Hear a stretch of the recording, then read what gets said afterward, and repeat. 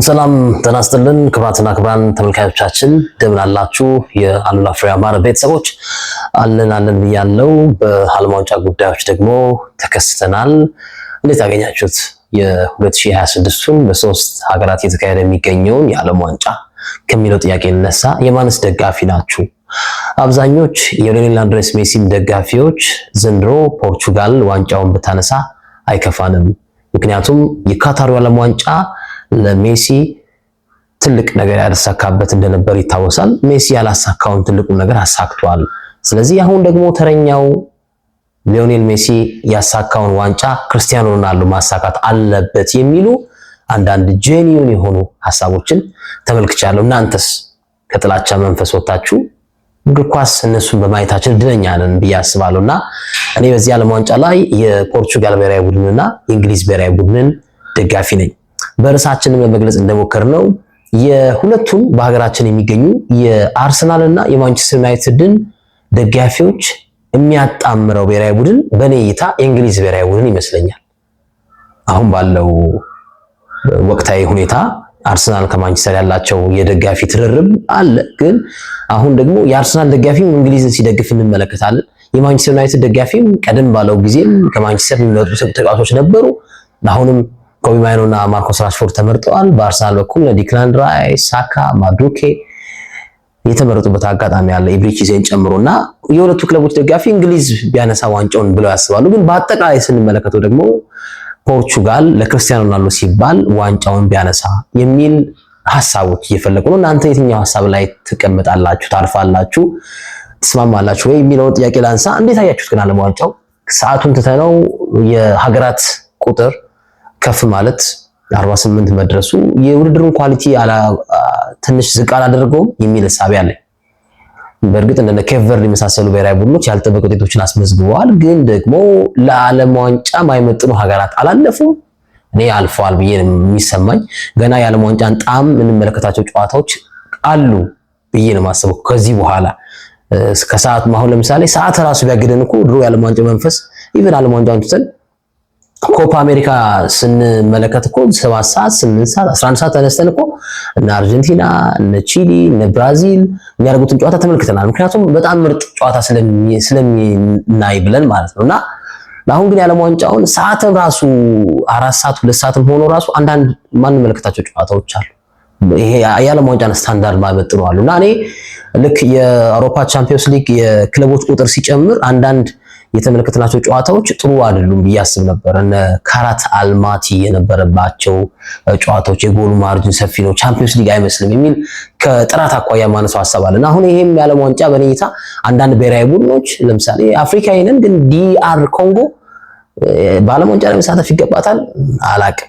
እነ ቱኒዚያ ማለፍ ይገባቸው ነበር እዚህ ዓለም ዋንጫ ላይ አላቅም። እና እንደውም ፊፋ ከወቅዱ የቀጣዩን የዓለም ዋንጫ የሀገራትን ቁጥር ወደ 62 ከፍ ማድረግ ወደ 60 የሚሉ ሐሳቦች እየተመለከትን እንገኛለን አሁን ካለበት እና ይሄ ደግሞ ይበልጥ በጣም የዓለም ዋንጫ ናፍቀን የምንመለከተው የዓለም ዋንጫ ትንሽ ደብዘዝ ያደርገዋል ብዬ አስባለሁ። እና በዚህ ረገድ የእናንተ ሐሳብ ምን አይነት ምልከታ አላችሁ ብዬ የዛሬውን ፕሮግራም ልጀምር። ሁለት ጨዋታዎችን በአንክሮነት እንመለከታለን። ፖርቹጋል ከዲሞክራቲክ ሪፐብሊክ ኮንጎ ከአፍሪካ ተወካዩ ሀገር፣ እንዲሁም ደግሞ ክሮኤሺያ ከእንግሊዝ የማንቸስተር ዩናይትድ እና የአርሰናል ደጋፊዎች የሚጣመሩበት ጨዋታ፣ የእንግሊዝ ሶስት ዋና በስቶች ጨዋታ።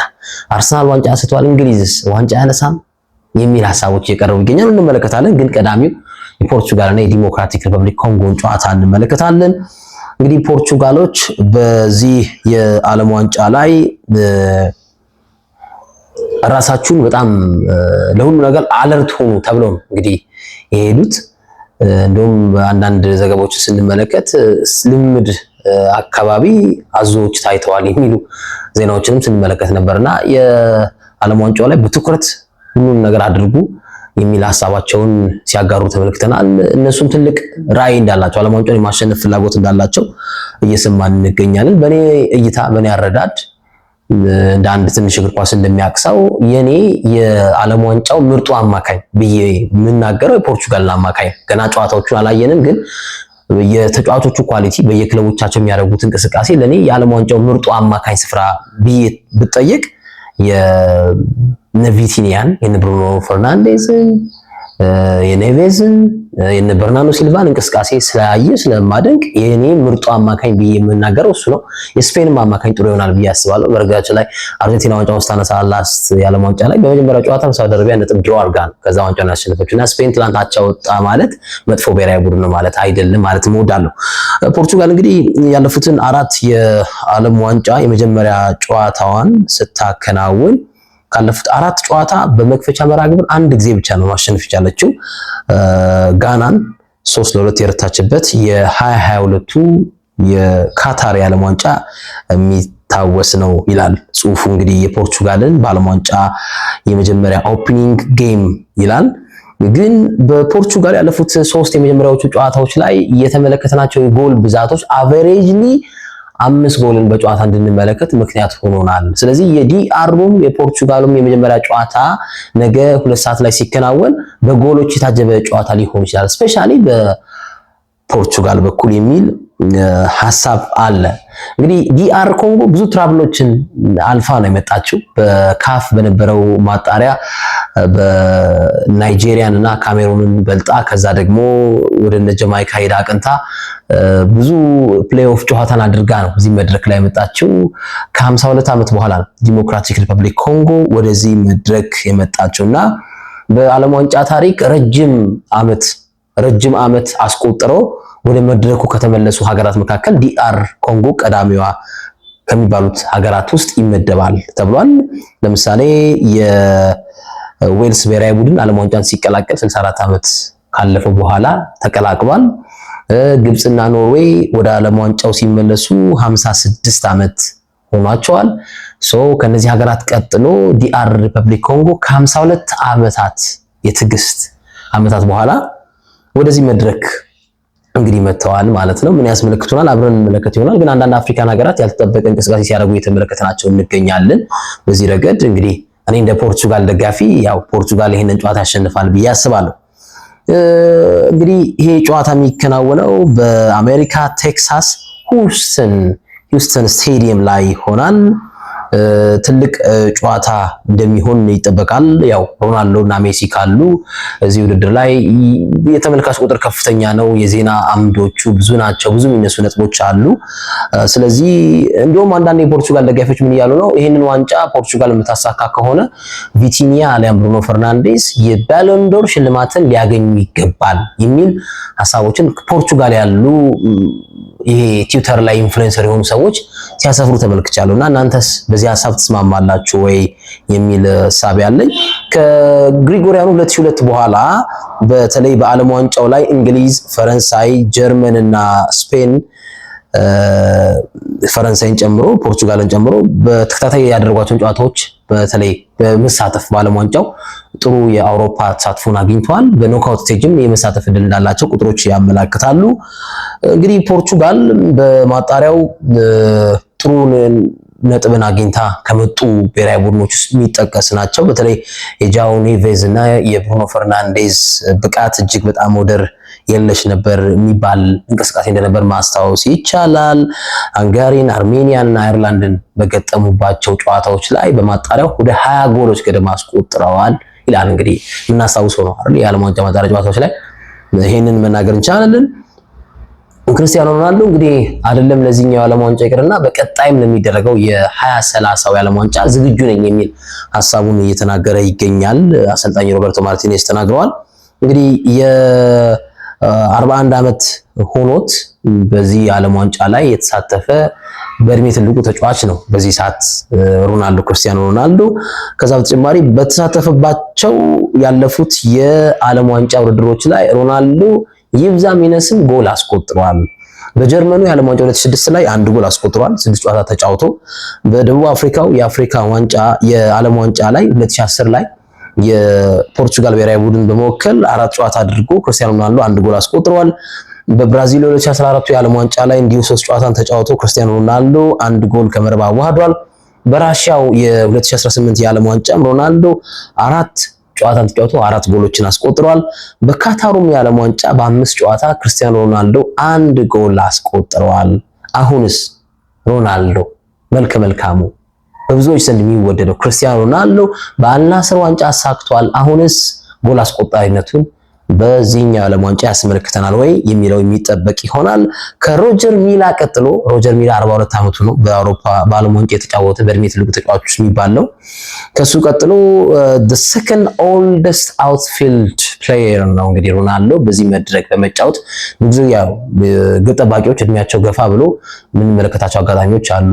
በዚህ በዓለም ዋንጫው በትልቅ መድረኮች የግብ ጠባቂ እድሜ 40 42 45 እዛ ድረስ የመጫወት ነገር አለው ይባላል። ግን በፕሌየርነት አዝ ፕሌየር ሜዳ ውስጥ እንቅስቃሴ ማድረግ የትኛውም ሜዳ ማካለል ግን ሮናልዶ በ41 ዓመት ሁለተኛው የአውትፊልድ ተጫዋች ሆኗል ማለት ይቻላል። አሁን እዚህኛው ዓለም ዋንጫ ላይ ምን መለከት እንደውም የመጨረሻው ጨዋታ ላይ ከመጨረሻው ጨዋታ በፊት በክርን የመማታት ነገር አይ ቲንክ አርሜኒያን ይሁን አላቅም ሃንጋሪን ረሳሁት እንጂ 3 ጨዋታ ይቀጣል ሮናልዶ የሚሉ ሐሳቦች ሲቀርቡ እንደውም የዓለም ዋንጫው ይደበዝዛል የሚሉ ቅሬታዎችን ስንመለከት ነበር። ደግሞ ህግ ደግሞ መተግበር አለበት የሚሉ ሐሳቦች ደግሞ በአንድ በኩል ሲንጸባረቁ የተመለከትን እንገኛለን። ግን ለሮናልዶ ይሄ የመጨረሻው ዓለም ዋንጫው ይሆን የሚለው ጥያቄ እንግዲህ እየተነሳ የሚገኝ ይሆናል።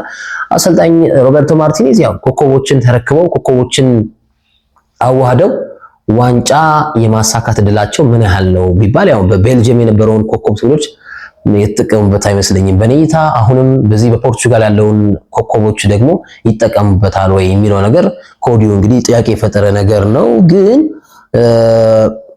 በቤልጂየምም እንግዲህ በፖርቹጋል ብሔራዊ ቡድንም ጥሩ ነገር ሊሰሩ ይችላሉ ተብሏል። እንግዲህ በቤልጂየም የሰሩ ስራ ላይ የተወሰነ ነገር አድርገዋል። በፖርቹጋልም ደግሞ ይሄንን ትውልድ ከፍ ያደርጉታል ተብሎ ከሚጠቀሱ አሰልጣኞች መካከል ናቸው። እሳቸው እንግዲህ ሮበርቶ ማርቲኔዝ እና በዓለም ዋንጫው 10 እና ከዛ በላይ ጨዋታዎችን በመምራት በዊኒንግ ሬት አንደኛ ቴሌ ሳንታ ናቸው። 80% የማሸነፍ ሬት አላቸው። የፈረንሳዩ አሰልጣኝ ዲዲየር ዴሻምፕ 74% የማሸነፍ ሬት አላቸው ይላል። ዮአኪም ሎው ከፈረንሳይ ከጀርመን አሚን ከ71% በመያዝ እሳቸውም እንዲሁ የማሸነፍ ሬት እንዳላቸው ይናገራል። ከዛ ቀጥሎ ማርቲኔዝ ናቸው 10 እና ከዛ በላይ ጨዋታዎችን በዓለም ዋንጫ በመምራት ከሶስቱ አሰልጣኞች ቀጥሎ ጥሩ የማሸነፍ እድል ያላቸው ተብሎ እንግዲህ ተነግሯል። ፖርቹጋል እንግዲህ ጥሩ ውጤቷ በዓለም ዋንጫ 1966 ላይ የእንግሊዝ ብሔራዊ ቡድን ዋንጫውን ባሳካበት ዓመት የፖርቹጋል ብሔራዊ ቡድን ደግሞ በዛ ወቅት ጥሩ ግስጋሴ ገስግሰዋል የሚል ሐሳብ እንግዲህ መናገር ይቻላል። ያን እንግሊዝ ታነሳ የግማሽ ፍጻሜ ተፋላሚ ሆነው በውድድሩ ጥሩ ርቀት ሄደዋል የተባለበትን ጊዜ ማስታወስ ይቻላል። በወቅቱ ማለት ነው 1966 የእንግሊዝ ብቸኛውን የዓለም ዋንጫ ሲያሳኩ የፖርቹጋል ብሔራዊ ቡድን ደግሞ እንዲህ የውጤት ከፍታው ያኔ ነበር የሚሉ ሐሳቦች እየወጡ ይገኛሉ። አክቹዋሊ ሐሳብ ሳይሆን ትክክለኛ መረጃ ነው። ስለዚህ የፖርቹጋል ጉዞስ በዚህኛው የዓለም ዋንጫ ምን አይነት ይሆናል? ትንሽ ፊት መስመር ላይ በነገራችን ላይ አሁን የናይጄሪያውን የፍሬንድሊ ማች ተመልክቼዋለሁ። ሻርፕነስ ይጎለዋል ፊት መስመሩ። ሮናልዶ ያው መኖሩ ጥሩ ነው፣ ግን ሮናልዶን ወደዋለሁ አደንቀዋለሁ፣ ግን ፊት መስመር ላይ ሻርፕነስ መሆን አለበት። አሁን ዓለም ዋንጫን ማሳካት አለብኝ ብለው የሚያስቡ ከሆነ ሮናልዶን ሙሉ 90 ደቂቃ መጠቀም አለባቸው ወይ? ትልቅ ጥያቄ ነው ብዬ አስባለሁ። አንዳንድ ጊዜ ለፔድሮ ኔቶና ለጎንካሎ ራሞስ እድል መስጠት አለባቸው የሚሉ ሐሳቦች እየፈለጉ ይገኛሉ። ያው በራሱ ሮናልዶ መኖሩ የቲሙ መንፈስ መመለሱ ድጋሜ ኢንስፓየር ማድረጉ አንድ ትልቅ ነገር ነው። ግን ሮናልዶ ደግሞ 90 ደቂቃ ፊት ያደርጋል ወይ? ሌሎች የአውሮፓ ትልልቅ ሀገራት የዓለም ዋንጫውን ለማሳካት ሲጫወቱ የሮናልዶን አይነት ስታንዳርድ ላይ ሆኖ ነው የሚጫወቱት ወይ ብንል ይሄ ጥያቄ ያስነሳል። ለምሳሌ በየሀገሪቱ ብንሄድ ያላቸውን የፊት መስመር ተጫዋቾች ጥራት ብንመለከት ከሮናልዶ ጋር ፊት ያደርጋል ወይ ብለን ራሳችንን እንድንጠይቅ ያደርገናል። መሰለፉ ግድ ነው፣ ግን ሮናልዶ የተወሰነ ደቂቃ ደግሞ ተጫውቶ ለነ ጎንካሎ ራሞስ ለነ ፔድሮ ኔቶ ድል መስጠት አለበት። ምክንያቱም የናይጄሪያ ጨዋታ የሚያሳብቅ ነው። 41 ዓመቱ ነው። ከፈርጣማ ተከላካይ ጋር ከፈርጣማ የተከላካይ አማካኝ ጋር ኳሱን ዱዌል አድርጎት ወን አድርጎት ማሸነፍ ይችላል ወይ የሚሉ ጥያቄዎች ይነሳሉ። በእርግጥ ሮናልዶ የ41 ዓመት ተጫዋች ቢሆንም ስቲል ነው ለኔ አሁንም 30ዎቹ መጀመሪያ ላይ የሚመስል አይነት የሰውነት ቅርጽ ያለው ጎል አስቆጣሪነቱ ያለው ተጫዋች ነው ለመናገር ይቻላል። ግን ደግሞ ከፍጥነት ጋር በተያያዘ ከአንዳንድ ነገሮች ጋር በተያያዘ ደግሞ እድሜም ደግሞ አንዳንዴ ማተር የሚያደርግበት አጋጣሚ እንዳለ መናገር ይቻላልና ኮንቨርዥን ሬት ችግር ተመልክቻለሁ በናይጄሪያው የፖርቹጋል ጨዋታ ላይ ክርስቲያኖ ሮናልዶ ላይ። ስለዚህ ሮበርቶ ማርቲኔዝ ኮች ናቸው። ያው እሱም ራሱ ፕሌየር ኤንድ ኮች ሚና ያለው ተጫዋች ነው የሚባል ማጋነን አይደለምና የሮናልዶ ነገር እንግዲህ የፖርቹጋል ጉዞ ላይ ምን አይነት ተጽዕኖ ያሳድራል የሚለው ነገር እንግዲህ የምንመለከተው ይሆናል ማለት ነው። በዲአር በኩል እንግዲህ ቅድም እንደገለጽኩት ጓዳላጃራ እና ጀማይካን አግኝተዋል። በካፍ በነበረው ማጣሪያ ከካሜሩንና ከናይጄሪያ በመላቅ በተሻለው ነጥብ በመላቅ ፕሌይኦፍ ጨዋታዎችን አድርገው እዚህ ደረጃ ደርሰዋል። ኦልሞስት 52 ዓመት በኋላ ማለት ነው። ከግብጽ ከኖርዌይ እና ከዌልስ ቀጥሎ በዓለም ዋንጫ መድረክ ረጅም ዓመት ለመመለስ የፈጀበት ብሔራዊ ቡድን ነው ዲአር ኮንጎ። በዓለም ዋንጫው እስካሁን ምንም ጎል አላስቆጠረም። ግን በማጣሪያው ደግሞ ዲአር ኮንጎ ወደዚህ መድረክ እንዲመጣ ከፍተኛ ተጽዕኖ ያደረጉ ሁለት ተጫዋቾች አሉ ማለት ይቻላል። ሴድሪክ ባካምቡ እና ዮሐን ዊሳ ናቸው። ሴድሪክ ባካሙ 4 ጎል እና 2 አሲስት አድርጓል። ዮሐን ዊሳ በተመሳሳይ 3 ጎል እና 3 አሲስት አድርጓልና አገሪቱ ወደዚህ መድረክ እንድትመጣ በካፍ በነበረው ማጣሪያ የላቀ እንቅስቃሴ አድርገዋል። ምን አይነት ነገርን ያስመለክተናል? አብረን የምንመለከተው ጨዋታ ይሆናል። ነገ ምሽት 2 ሰዓት ላይ የሚከናወን ወይም ደግሞ ረቡዕ 2 ሰዓት ላይ ቪዲዮውን ለምታዩ ነገ ስል ሐሙስ እንዳይመስል ረቡዕ ምሽት 2 ሰዓት ላይ የሚደረግ ጨዋታ ይሆናል ተብሎ ይገመታል። እንግዲህ አርሊ ሆኖ ከምንመለከታቸው ጥሩ ጨዋታዎች ውስጥ አንዱ ነው። ምናልባት 7 ሰዓት 9 ሰዓት ቢሆን ይሄንን ጨዋታ በደንብ የተደራሽነት ነገሩም አጠያቂነት ውስጥ ሊገባ ይችላል። ግን አርሊ የሚደረግ ጨዋታም ስለሆነ አሪፍ ይሆናል ተብሎ ይጠበቃል። ኦፕታ እንግዲህ 54.6 ፖርቹጋል ያሸንፋል፣ 23.1 ደግሞ ዲአር ኮንጎ ያሸንፋል የሚል ግምቱን ከኦዲዮ አስፍሯል። ግን በጣም ቆንጆ ምርጥ ቡድን ከሚባሉት ውስጥ የፖርቹጋል ብሔራዊ ቡድንን መናገር ይቻላል። ማቲያስ ኑኔዝ፣ ብሩኖ ፈርናንዴዝ፣ በርናርዶ ሲልቫ፣ ዣኦ ኔቬዝ፣ ሮበን ኔቬዝ፣ ቪቲኒያ በጣም ያስገናል። አሰላለፉ በጣም ፔድሮ ኔቶ፣ ጎንካሎ ራሞስ፣ ፍራንሲስኮ ኮንሲሳው ጥሩ ነው። በአጠቃላይ እንደ ዲፓርትመንት ሁሉም ጥሩ ዲፓርትመንት ነው። ፊት መስመር ላይ ብቻ ትንሽ ችግር አለ ብዬ አስባለሁ። ግን እሱም ይሄን ያህል የሚተናነስ አይደለም ብዬ አምናለሁ። ምናልባት አሰላለፉ ይሆናል ተብሎ የሚጠበቀው ዲያጎ ኮስታ ግብ ጠባቂ ይሆናል። ከዛ በተጨማሪ በጎንካሎ ኢናሲዮ እና ሮበን ዲያዝን ያጣምራሉ ተብሎ ይጠበቃል። ሮበርቶ ማርቲኔዝ በቀኝ ጃው ካንሴሎ፣ በግራ ኑኖ ሜንዴዝን ያደርጉና መሃል ላይ ቪቲኒያ፣ ዣኦ ኔቬስ፣ ራፋኤል ሌዮን በግራ ብሩኖ ፈርናንዴዝን 8 ቁጥር ላይ ከዛ 10 ቁጥር ማነው በቀኝ ክንፍ ላይ ደግሞ በርናርዶ ሲልቫን አድርገው ከፊት CR7 ያደርጋሉ ተብሎ ነው የሚጠበቀው። 4-2-3-1 ሮበርቶ ማርቲኔዝ ጨዋታውን ይሰለፋሉ ተብሎ የሚጠበቅ መርሃ ግብር ይሆናል። ለፖርቹጋላውያን ደጋፊዎች መልካም ዕድል ይገጥማችሁ እላለሁ። ለኔም እንግዲህ እኔም የፖርቹጋል ደጋፊ ነኝ ስላልኩ ማለት ነው። ርዕሳችንን ላይ እንዳስተዋወቅነው ሁለት ትልልቅ ደጋፊ የሆኑት የሀገራችን የአርሰናል እና የማንቸስተር ዩናይትድ ደጋፊዎች በዓለም ዋንጫው ሊጣመሩ ያለበት ምክንያት የክሮኤሺያ እና የእንግሊዝ ብሔራዊ ቡድን ጨዋታ ነው ብዬ አስባለሁ። ምክንያቱም የእንግሊዝ ብሔራዊ ቡድንን የአርሰናል ተጫዋቾችን ተመርጠዋል፣ የማንቸስተር ዩናይትድ ተጫዋቾችን ተመርጠዋል። በእርግጥ ከአርሰናል 4 ተጫዋቾችን የተመረጡት ከማንቸስተር 2 ነው። ግን የማንቸስተር ዩናይትድ ተጫዋቾች አይዘነጋም። በእንግሊዝ ብሔራዊ ቡድን ያሳደረው ተጽዕኖ ዋይኒ ሩኒ፣ ፖል አሮን ስኮልስ፣ ፈርዲናንድ የሚጠቀሱ መሆኑ መናገር ይቻላል። እኔ ምርጫቸው ላይ አሁንም ጥያቄ አለኝ። ቶማስ ቱሄል ላይ አንዳንድ ምርጫዎቻቸው ልክ አይደለም ብዬ አስባለሁ። አሁን የነ በርን የነ ስቶንስ ከማጉዌር አንሶ በልጠው ነው ማጉዌር አንሶ ነው የሚል ጥያቄ አይምሮ ላይ እንድፈጠር ያደርገኛል። ኑኒ ማዱኬ በዛም በግራም አጫውተው በቀኝ አጫውተው አትሊስት ፊል ፎደን የሆነ ነገር ሊያደርግልኝ የሚችል ተጫዋች ነው ብዬ አስባለሁ። ሌሎች የተዘለሉ ተጫዋቾችም እንዳሉ ቀደም ሲል ተናግሬያለሁ። ግን እንግሊዝ ብሔራዊ ቡድን አሁንም እንግዲህ ትውልዱ እንዳይረገም የተሻለ ውጤት ለማስመዝገብ ሳውዝጌትን በቶማስ ቱሄል ቀይሯል። የተሻለ ውጤት ማስመዝገብ ይጠበቅባቸዋል ተብሎ ይጠበቃል። እንግዲህ አብረን የምንመለከተው ጨዋታ ይሆናል። ይሄ ምሽት 4 ሰዓት ለሚከናወን ጨዋታ ነው። የእንግሊዝና የክሮኤሺያ ጨዋታ እንግዲህ ከ2018ቱ የራሽያ ዓለም ዋንጫ ሴሚ ፋይናል ግማሽ ፍጻሜ ጨዋታ በኋላ እንግሊዝና ክሮኤሺያ የሚያደርጉት ጨዋታ ይሆናል። በተለይ በኤክስትራ ታይም 2-1 ክሮኤሺያ አሸንፋ እንግሊዝን የጣለችበት ውጤት የሚረሳ እንዳለው ለመናገር ይቻላል። ቅድም የፖርቹጋልን ጨዋታ ሳነሳ ያለፉትን የዓለም ዋንጫ መክፈቻ ጨዋታ ብዬ ሳነሳ ጋናን ያሸነፈችው ብያለሁ። ኢን ሪሰንት ይርስ ኦፕኒንግ ማቿ ማለት ነው።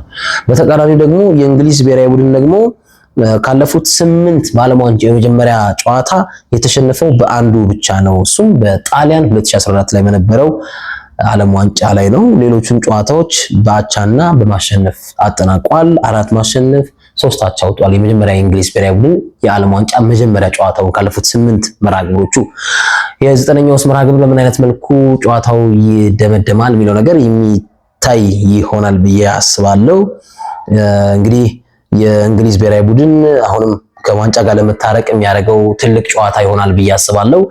በአውሮፓ ዋንጫ የነበረው የክለቡ የብሔራዊ ቡድን ጉዞ እንዳለ ይታወቃል።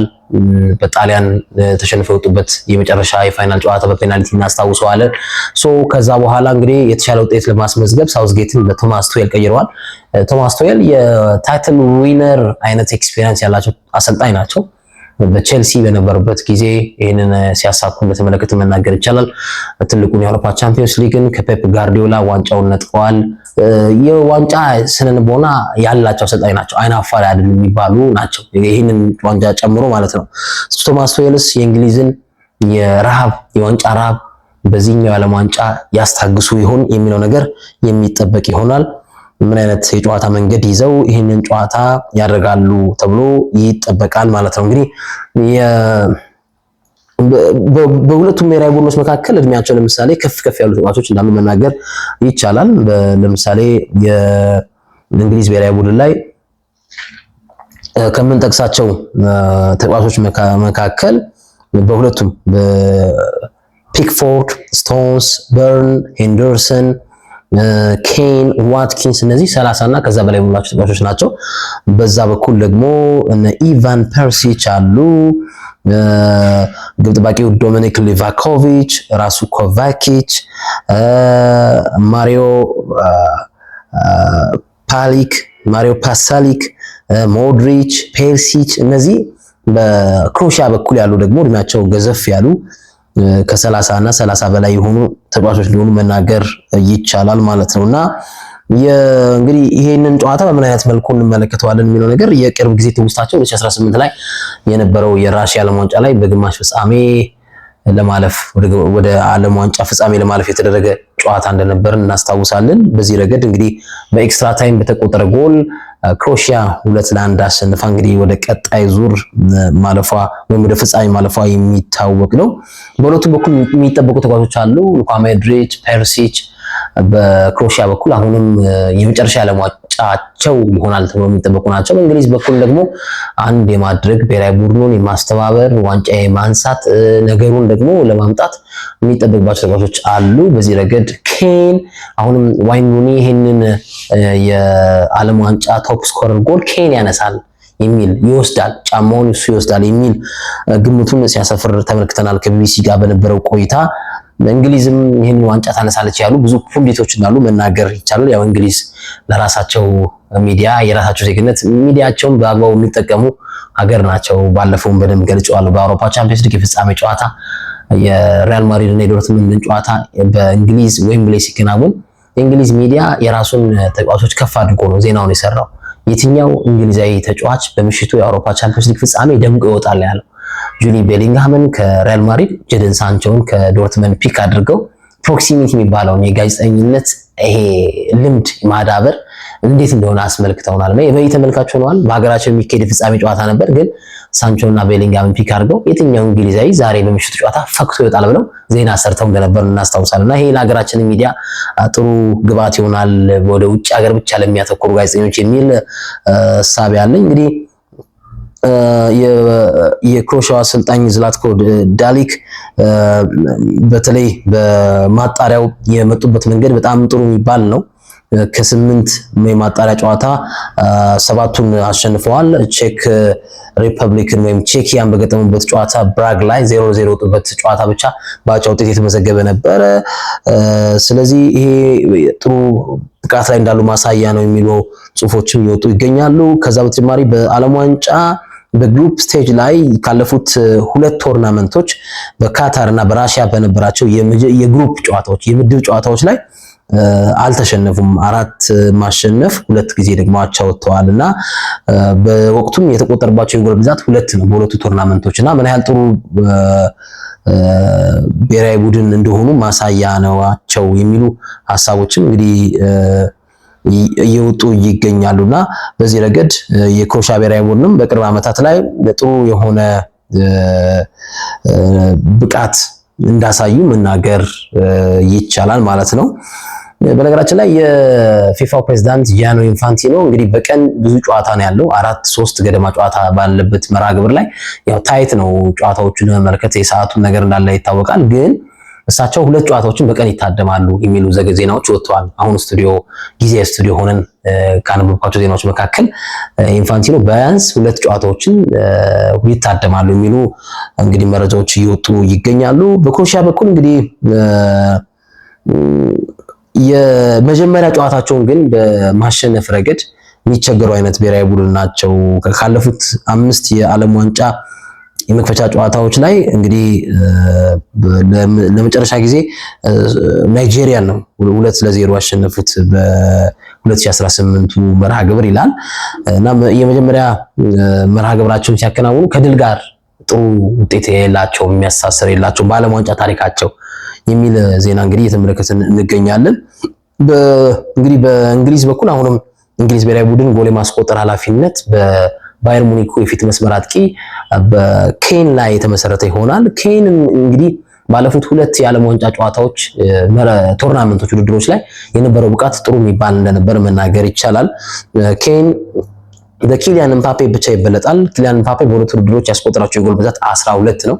በራሺያው የዓለም ዋንጫ እና በካታሩ የዓለም ዋንጫ። ኬን ደግሞ በሁለቱም የዓለም ዋንጫዎች በ2022 እና በ2018 በነበረው የዓለም ዋንጫ ውድድሮች ላይ እንግሊዝ ብሔራዊ ቡድን ወክሎ 977 ደቂቃዎችን ተጫውተዋል። 8 ጎሎችን አስቆጥሯል። 26 ሙከራዎችን አድርጓል እና አሁንም ሩኒም እንደተናገረው ኬን የቶፕ ስኮርን ቦታ ይይዛል የሚል ግምት አለኝ ብሏል። እንግዲህ የቀድሞ የማን ዩናይትድ ተጫዋች ሃሪኬን ሩኒ ስለ ሃሪኬን የገለጸበት መንገድ ማለት ነው። በዚህ ረገድ እንግዲህ የኬን ብቃት በባየር ሙኒክ በጣም ጥሩ ነበረ። በዋንጫዎች በተለይ በቻምፒየንስ ሊግ ቢታጀብ የበለጠ ጥሩ ነበር፣ ግን አልሆነም። እንግሊዝም ደግሞ የዓለም ዋንጫውን የምታሳካ ከሆነ ዲክላን ራይስ የባሎን ዶር ሽልማትን ሊያገኝ ይገባል የሚሉ ደግሞ ፑንዲቶች በርከት ብለዋል። አሁን ፖርቹጋል ብታሸንፍ ቪቲኒያ፣ ብሩኖ ፈርናንዴዝ የሚሉ ድምጾች እንዳሉ ሆኖ ደግሞ ከአርሰናል ጋርም ስኬታማ ጉዞ አሳልፈዋል። የቻምፒየንስ ሊግ ፍጻሜ ተፋላሚ ነበር። የእንግሊዝ ብሔራዊ ቡድን ደግሞ ዋንጫውን ካነሳ ዓለም ዋንጫን ራሱ ኬን እና ዲክላን ራይስ የሚሉ ደግሞ ካሁኑ እየመጡ ያሉ ሀሳቦችን እየተመለከተን እንገኛለን። ቅድም እንደገለጽኩት በሁለቱም ብሔራዊ ቡድኖች መካከል እድሜያቸው 30 እና ከዛ በላይ የደረሱ ተጫዋቾች አሉት። ግን አሁንም ለፒኤስቪ አይንድሆቨን እየተጫወተ የሚገኘው ኢቫን ፐርሲች ይሄ ተጫዋች እንግዲህ በክሮኤሺያ ብሔራዊ ቡድን ታሪክ ኦልሞስት 18 የጎል አስተዋጽኦ አድርጓል በትልልቅ ውድድሮች ይላልና 10 ጎል 8 ጎል የሆኑ ኳሶችን አቀብሏል እና በዓለም ዋንጫ ላይ 3 ተጫዋቾች ውስጥ ራሱን ማካተት ችሏል። አሲስትን በማድረግ ጎል በማስቆጠርም ከሊዮኔል አንድሬስ ሜሲ እና ከኔይማር ዳ ሲልቫ ጁኒየር ቀጥሎ ኢቫን ፐርሲች በዓለም ዋንጫ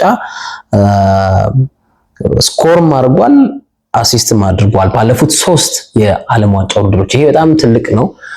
ከብራዚሉ የዓለም ዋንጫ ጀምሮ ብራዚል፣ ራሽያ፣ ካታር ላይ በተከናወኑት የዓለም ዋንጫ ጨዋታዎች ላይ ኢቫን ፐርሲች አሲስትም አድርጓል፣ ጎልም አስቆጥሯል። ይሄ ማለት ሊዮኔል አንድሬስ ሜሲ እና ኔይማር ዳ ሲልቫ እንዳደረጉት ነው እና እዚህኛው የዓለም ዋንጫ ላይ አይ ቲንክ የመጨረሻው ይመስለኛል 41 ዓመቱ ይመስለኛል ኢቫን ፐርሲች እና እሱም ይሄን ካደረገ እንግዲህ ሌላውን ደግሞ ሪከርድ ለመስበር ይተቃረባል ማለት ነው። እንግዲህ ኢቫን ፐርሲች በዓለም ዋንጫና በአውሮፓ ዋንጫ ውድድሮች ላይ ከፍተኛ አስተዋጽኦ ካደረገ ተጫዋቾች ውስጥ የሚመደብ ነው የሚል ሀሳቦች እንግዲህ እየወጡ ይገኛሉ ማለት ነው። ግን የእንግሊዝ ብሔራዊ ቡድን እዚህ ላይ የአሸናፊነቱን የቅድመ ግምት አግኝቷል። እንግሊዝ ብሔራዊ ቡድን ምናልባት በ4-2-3-1 የጨዋታ መንገድ ወደ ሜዳ ይገባል። ጆርዳን ፒክፎርድ የግብ ጠባቂነት ቦታ ይዛል ተብሏል።